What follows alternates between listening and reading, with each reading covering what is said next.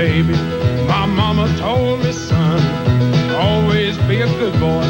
Don't ever play with guns, but I shot a man in Reno just to watch him die. I said, won't you go and die? Every time I hear that freight train, I hang my head and I cry. Now it's pretty. You ain't gonna believe this, John.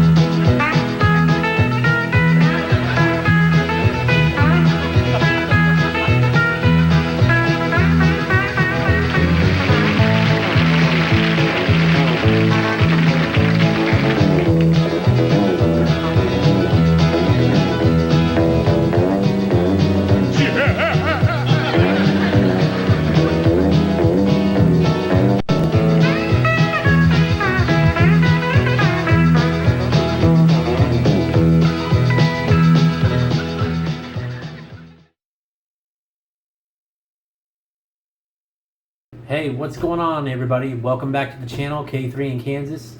Again, it's me, TJ. If you're new to the channel, I basically like to go visit places and learn things and do research on stuff and just go visit like historical places.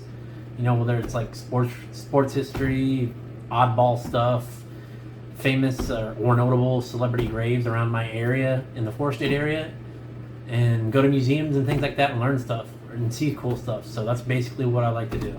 Anyways, so today's video we're going to visit the final resting place, and we're still in Tulsa, Oklahoma.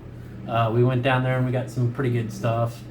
Now, the person I'm going to talk about, a lot of you guys my age, you might remember the show Hee Haw.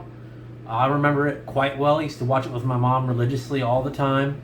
So some of you younger guys, you might not know who this is and you might not even really care. But I want to say, wait a minute, hold on. If you're a musician, you specifically like guitars, banjos, things like that, you guys really ought to give it a try and give it a look about who it is about, because this is someone who could just manhandle a guitar and make some pretty crazy things with banjos and anything with strings. So for my younger viewers, some of you guys might not like this, and I totally get it. It's not your thing, but you know, as a kid, I'm 41 years old.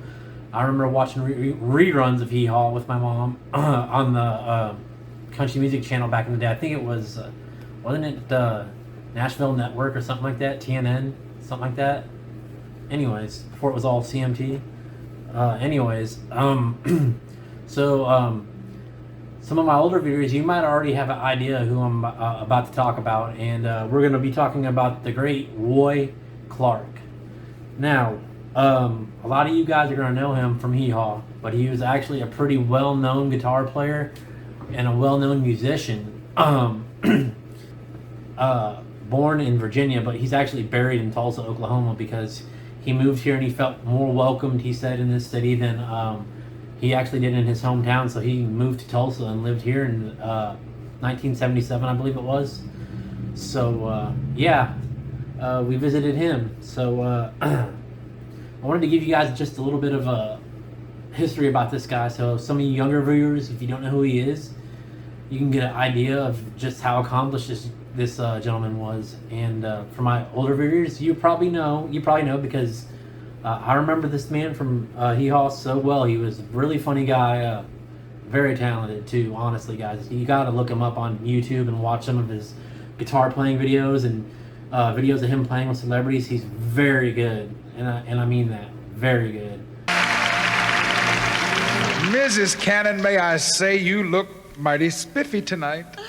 You know, I hadn't been here more than 5 minutes before a fella paid me a compliment. Oh, really? Yes. He said I look like a breath of spring. He did? He didn't use them words. He said I look like the end of a hard winter. You're all decked out in that evening gown, you know, but we got to have some other help. Yes. I want you to try this. Oh. Thank you.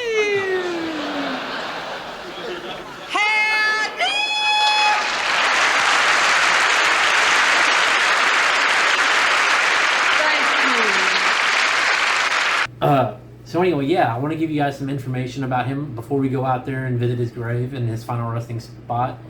So maybe some of you guys will learn some things from this. Maybe I hope so.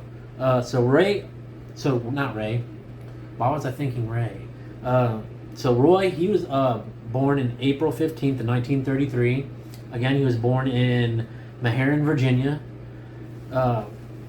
Now, when Roy was born, he was actually born into a pretty decently well-known musical family. His father, he learned to play the guitar, the fiddle, the banjo, a few more instruments, just like his dad did, because his dad was almost as good as he was. If not, they were probably. I don't remember anything about his father. I never remember seeing anything about it, but when I was doing my research, he was just as good as Roy.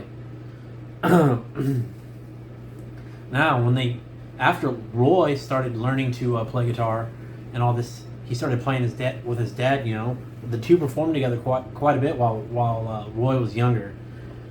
Now, by the time he was in his early 20s, Roy was already, he was becoming a star. He was going on TV. He was going and playing clubs.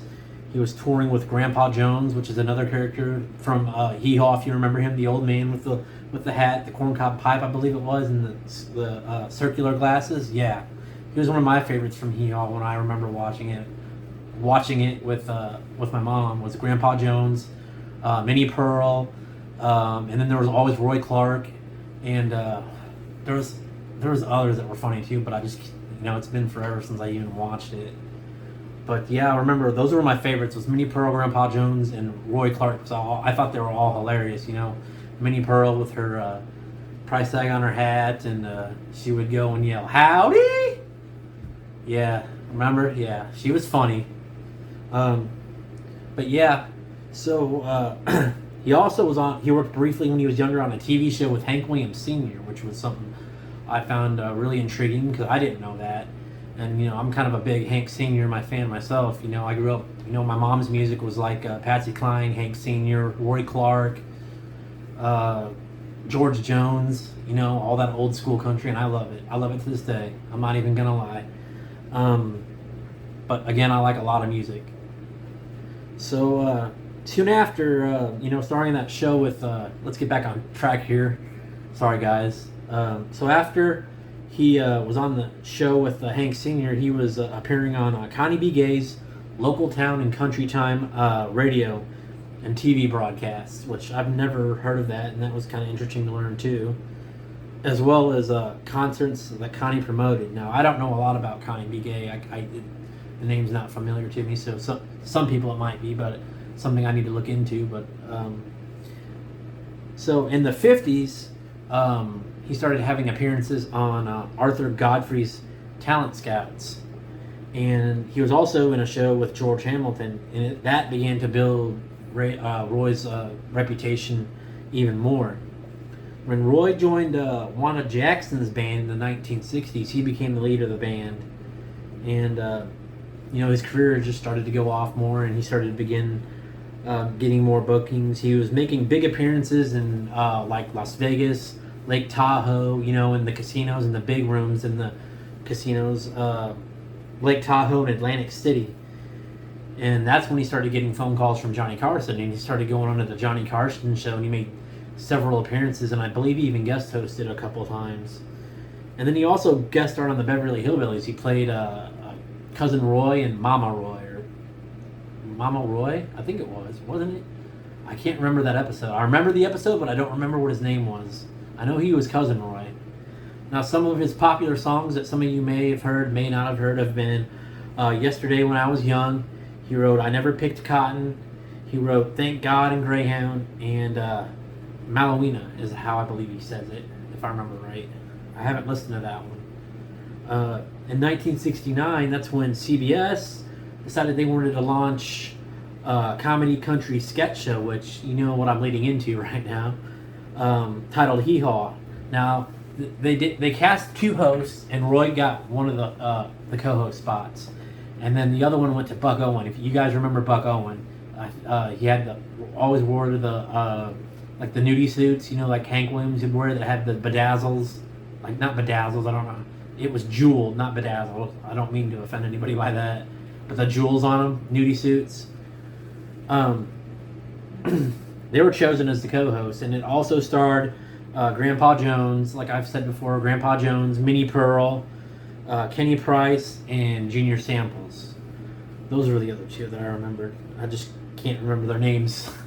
Roy really enjoyed doing the comedy. He loved doing the comedy and the guitars, and like you guys will see in some of the clips I'll put in, he has fun when he's playing that guitar. So you know he's genuinely just loving what he's doing. He's a really funny guy, really funny. He just loved doing the comedy because he would work with Junior Samples, and I remember someone that stuttered a lot and like would fall over, like mispronounce big words, and Roy loved it when he would do that. The whole cast would laugh when he would like stumble on the word.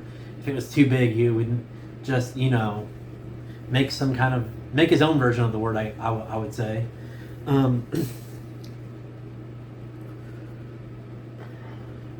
Roy's big break came in 1960, really when he signed with Capitol Records. His first record was The Lightning Quick Fingers of Roy Clark, and if you ever watch him, yeah, he's got pretty fast fingers. Roy's big break came in 1960, guys, when he signed with Capitol Records. The Lightning Fingers of Roy Clark was his first album, the titled album, and it showed just how good really Roy was really with how he handled and he played this guitar from what everybody said. The Tips of My Fingers became a number 10 hit on the country billboards while rising to number 45 on the pop chart billboards. Yesterday when I was young, it was a number 9 on the country billboard and number 19 on the billboards on the pop charts. His top 10 country hits in the 1970s were I Never Picked Cotton, Thank God and Greyhound, Come Live With Me, and Somewhere Between Love and Tomorrow. Now, in 1987, Roy actually officially joined the Grand Ole Opry. Roy won 7 CMA awards. He won the 1973 Entertainer of the Year.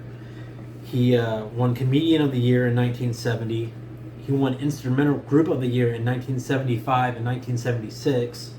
And he won Instrumentalist of the Year in 1977, 1978, and 1980. And Roy sadly passed away in 2018 due to complications from pneumonia.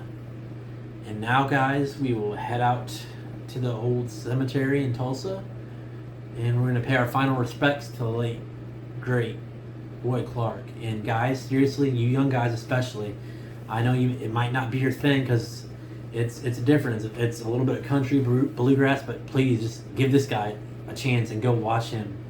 Watch how he handles the guitar. Watch how he plays. Like, if you're a guitarist, you'll seriously have a good appreciation for Mr. Roy Clark, like I do, because I enjoy watching him play.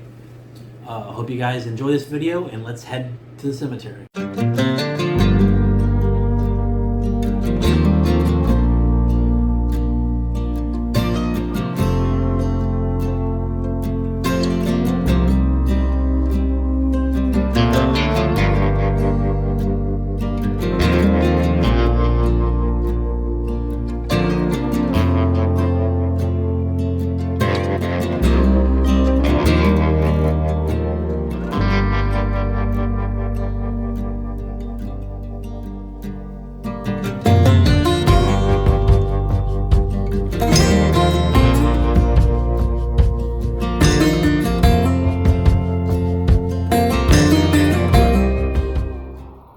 Alrighty guys, and we are here now at the final resting place of the great Roy Clark. Now, if some of you people might not know who he is, if you guys ever watched Hee Haw, which, you know, when I was a little kid, my mom watched Hee Haw.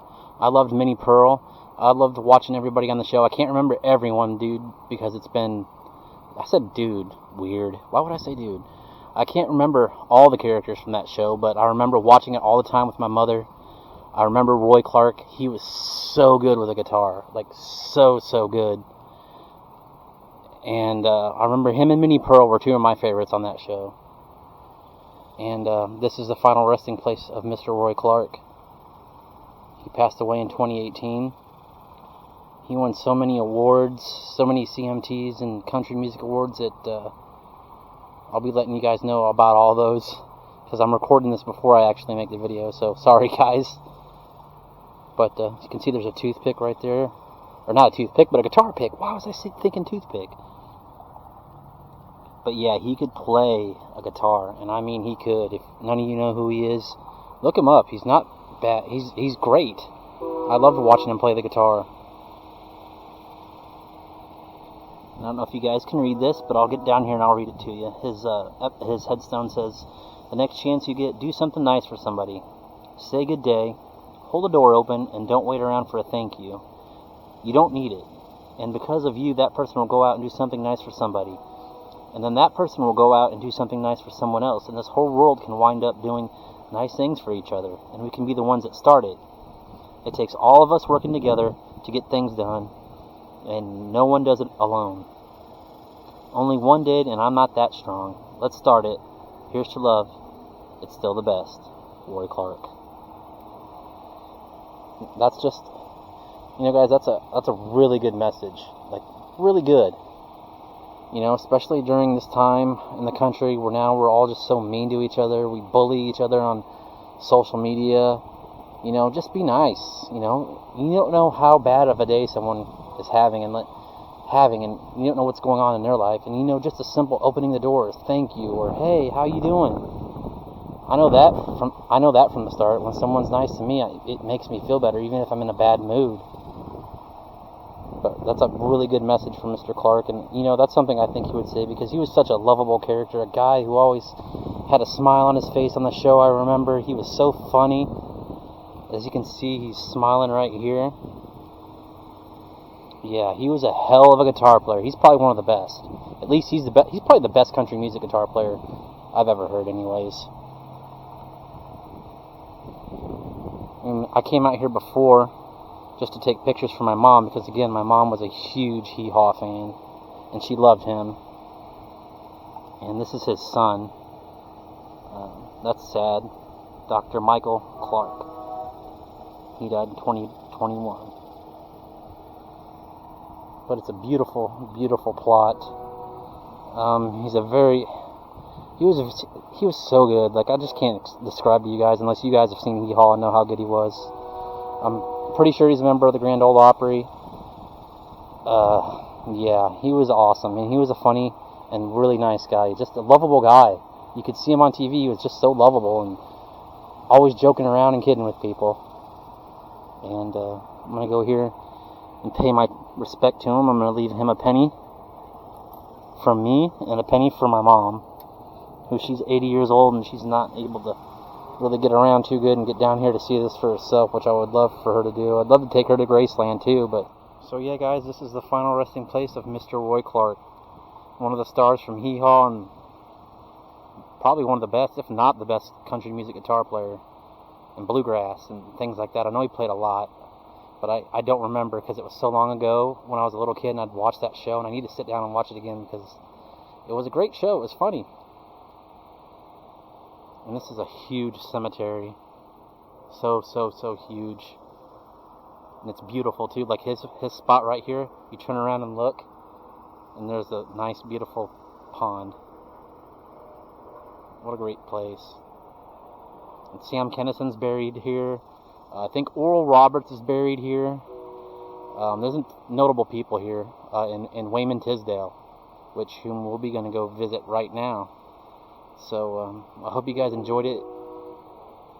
And we're going to get out of here and go visit Mr. Tisdale. And we're going to head back home after that.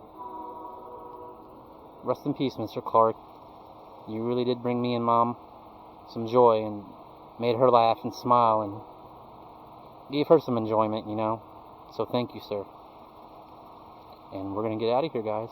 So see you later.